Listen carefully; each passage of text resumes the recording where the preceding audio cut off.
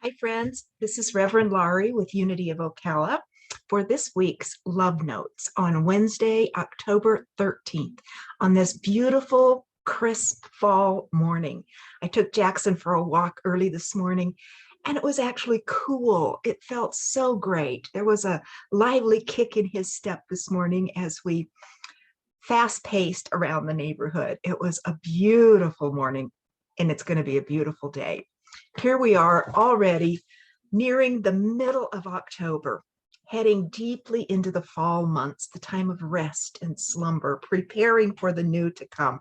And our love notes these past 6 weeks have been about cleansing the chakras in order to open to our highest potential, that innate connection to our spiritual creativity and our spiritual oneness with everything. And each chakra is an opening, a portal, a vortex to the experience of spiritual essence on earth, the kingdom of heaven on earth, as Jesus understood it to be.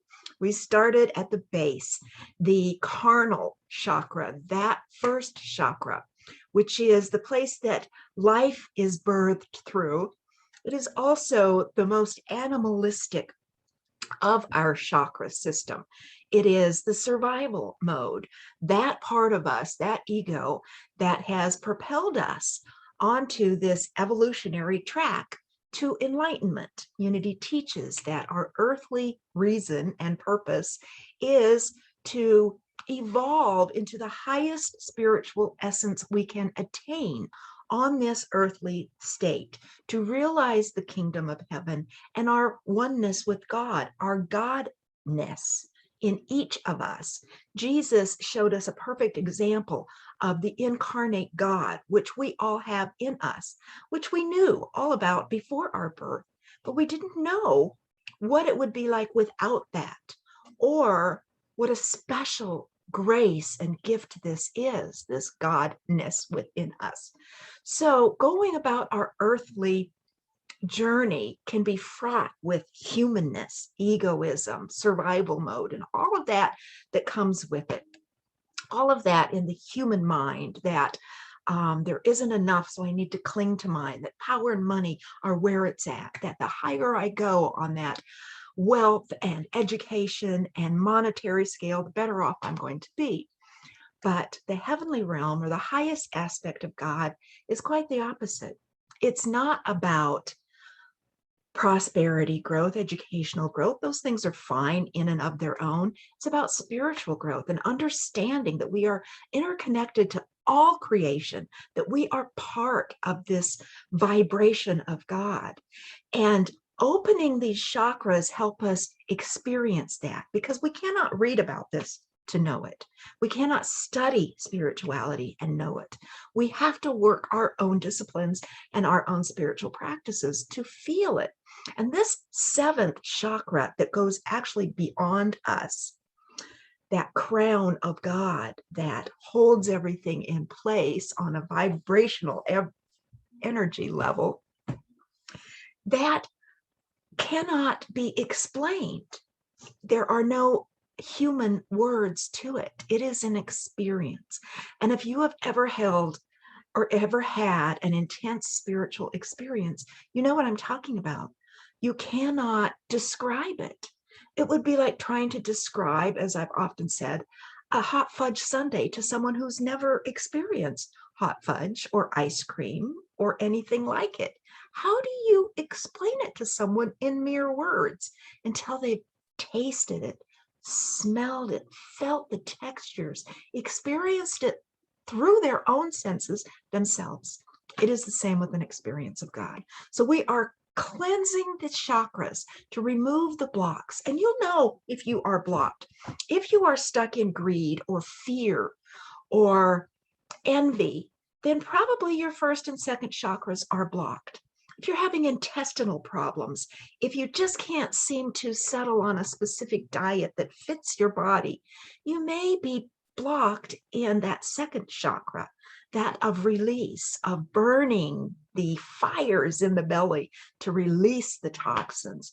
If you are lost and you just lost your wisdom and you can't find guidance and you're just really confused about life and your journey and what way you go, and it's so difficult to decide which direction to turn, you may be blocked in your solar plexus, that instinctual place that goes, ooh, not that road, ooh, not that boyfriend, ooh, not that event.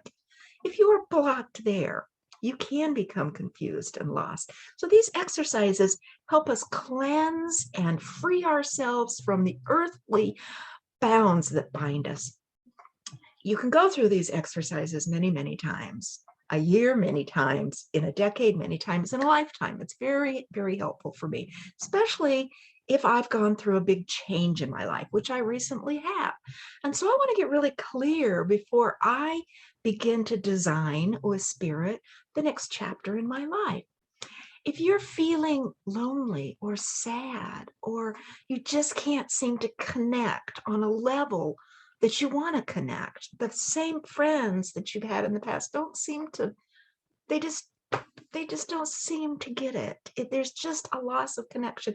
You may be clogged in your, I've got something on my screen. It keeps looking like it's on my shirt. Oh, it's the arrow. You may be blocked in your heart chakra. If you don't know who you are anymore, if you seem small, if you get really nervous around people about speaking your own truth or adding to something, you may be blocked in that truth chakra, that area that speaks your truth into being. Be careful of the words you speak. Those words have energy, and that energy manifests what you speak. Are you speaking about illnesses? Are you speaking about gossip? Are you speaking unkind words to yourself internally? All of these things will block this area. And then we move up to this third eye, that ability that humans have, that psychic ability that we all possess, where we are connected to the beyond and the before in such a way that is so powerful and pure. And if you're upset about the past or concerned about the future, and it all seems so distant, this area may be blocked. And that was the reason for the exercises last week, for they bring past, future, and present into one moment and one time. And that is pure gold. When there is no prior and no forward, oh, the present is delicious. And today we work on that seventh chakra, Heaven's Gate.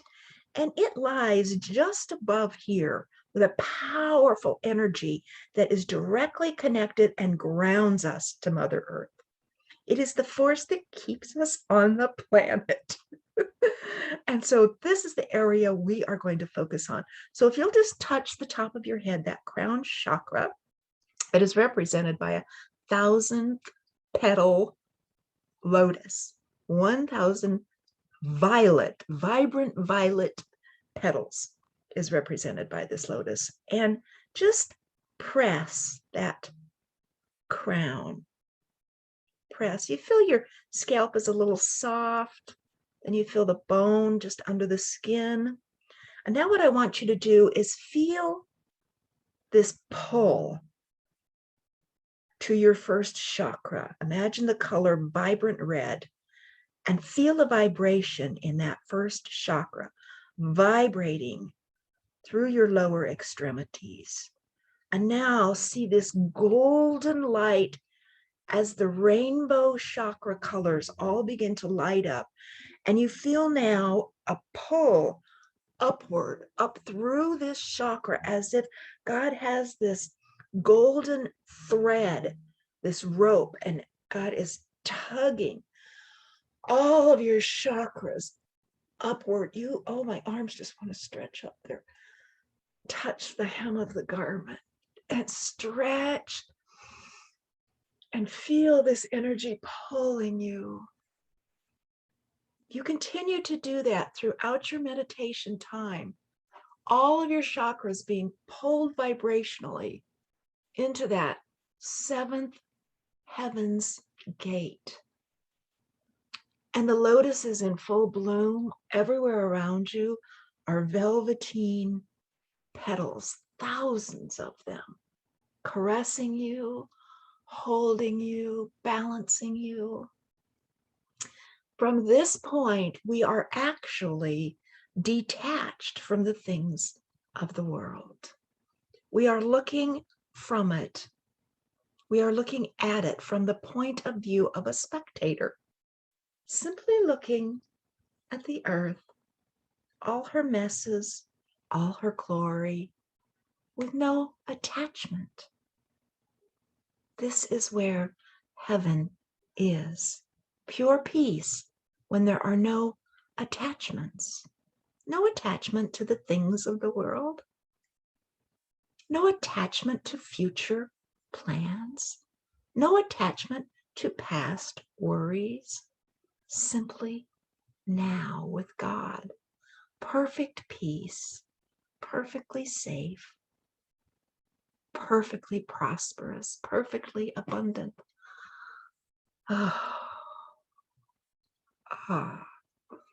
Now I invite you to take at least 30 minutes in this space with a notebook or an art pad nearby.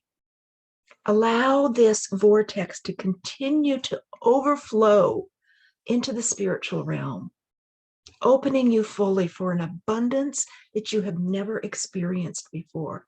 You've done the work. You know you're worthy. Be prepared to be surprised. You can buckle up if you would like.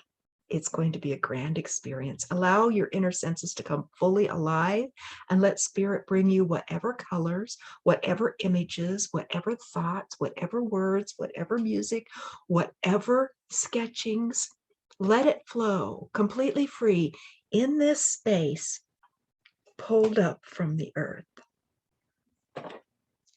And I want to end our love notes with this beautiful, simple verse from today's daily word. I am active with the life of God. How appropriate for today's love notes. It is from Psalms 36, verse 9. For with you is the fountain of life. In your light, we see light. Oh, I will see you Sunday. We are coming back now in the month of November for sacred gatherings in church services. Join us for meditation, prayer, and a message. And afterwards, our sacred conversations, where this week we're going to talk about all things unity. What does unity say about God, about Trinity, about monotheism, atheism, agnosticism, panentheism, pantheism, all of those wonderful things. What about hell? What about Satan? Oh, it's going to be a fun and lively discussion. You can bet that.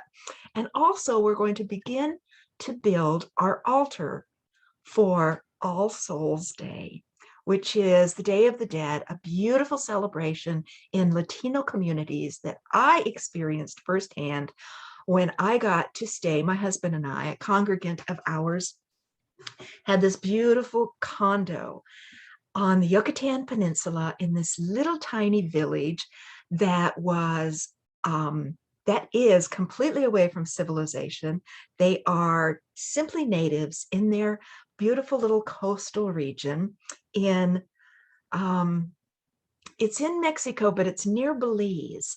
And besides this resort in the middle of this primitive little village, there is pretty much nothing modern. And we had the most amazing time with these beautiful people that taught us in those short 10 days in 2008 what it's really like to be alive and in love with life. And they celebrate the Day of the Dead as a 7-day celebration, honoring all of those who are now saints that have gone on to their next journey. And they create these sidewalk altars all over the villages. And they have pictures of those that have passed, and flowers and fruits and candies and candles and beautiful things for them. So we're going to build an altar at church. So this Sunday, bring some memories, bring some things to put on our altar. It might be seashells. It might be a picture of a past loved one. It might be something that just sets your heart on fire. Let's build a beautiful memorial for our journey, past and present. So join us on Sunday. And remember, I love you so much. God loves you. We will see you Sunday. Have a fabulous fall week. Mwah. Take care. Bye-bye.